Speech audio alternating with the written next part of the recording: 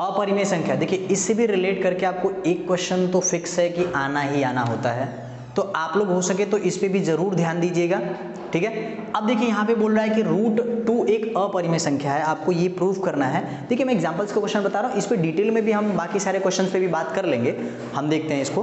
तो अभी यहाँ पे देखिए, अब मैं आपको बताऊंगा थियोरेटिकल जो लिखना है वो चीजें कुछ आपको यहाँ पे देखने को मिल जाएंगी बुक्स में। तो आप यहाँ पे देखिए, जैसे बोला गया है कि √2 एक अपरिमेय संख्या है, तो फर्स्ट काम हम क्या कर लेंगे, हमने ऐसा माना कि √2 एक परिमेय संख्या है,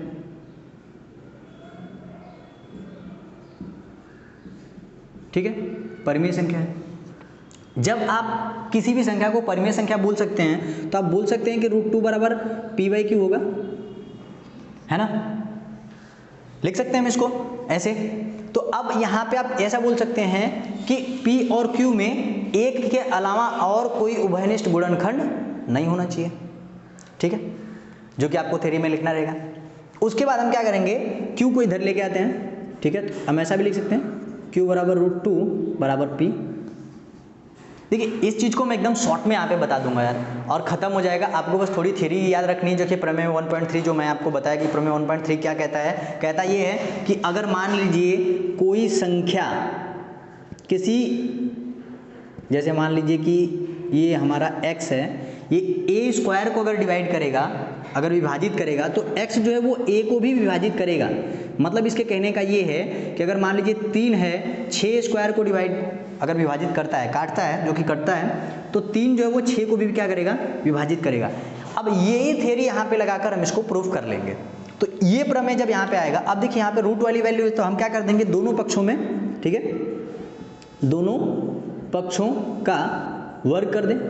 वर्ग करेंगे तो ये क्या हो जाएगा, 2, यानी कि हम इसको ऐसे लिख सकते हैं 2q² बराबर p²।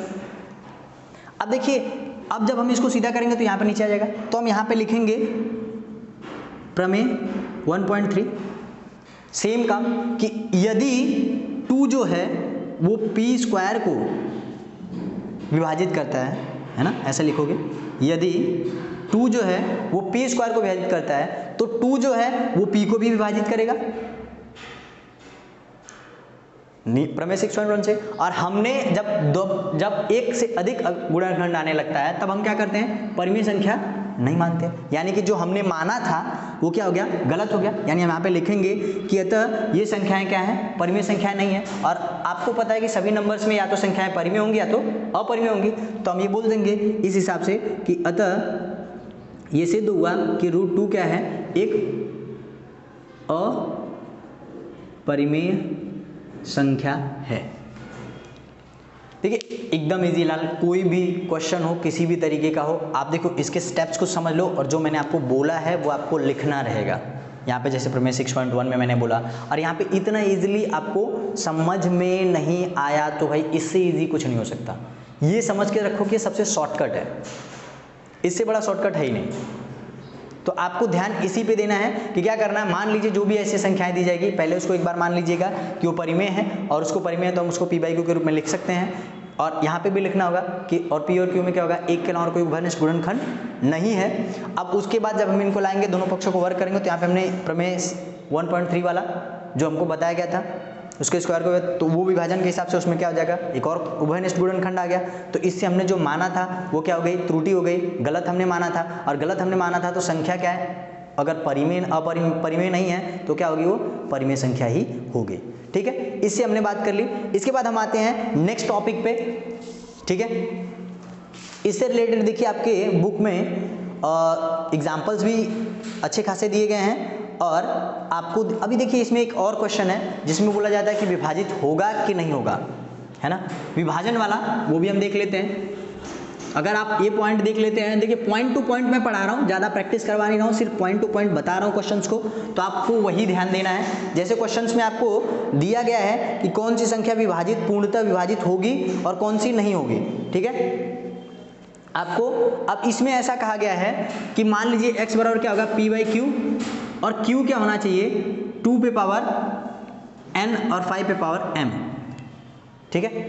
2 और 5 के परिणाम में होना चाहिए। देखिए आपको ये बात पता है कि यार अगर ये 2 और 5 में होगा तो ये हो जाएगा 10, और 10 वाले नंबर्स कब किसी भी नंबर्स को कहीं ना कहीं पे तो काट ही देंगे, तो वो क्या हो जाएगी, शांत अशांत वाली दो वैल्यू हमने पढ़ी है, अभी नहीं पढ़ी है, तो शांत अशांत वाली वैल्यूज भी अभी हम देख लेते हैं। शांत अशांत मतलब जैसे कि मान लीजिए कोई भी नंबर हो, जैसे मान लीजिए कि अगर ऐसा बोल दिया जाए 8 को अगर आप 7 से डिवाइड करते हो तो 7 1 जा 7, 7 एक कम 7, 1 बचेगा, 10 में लगाओ 0, 7 एक कम 7, 3 बचेगा 0, 7 चौक 28, 2 बचेगा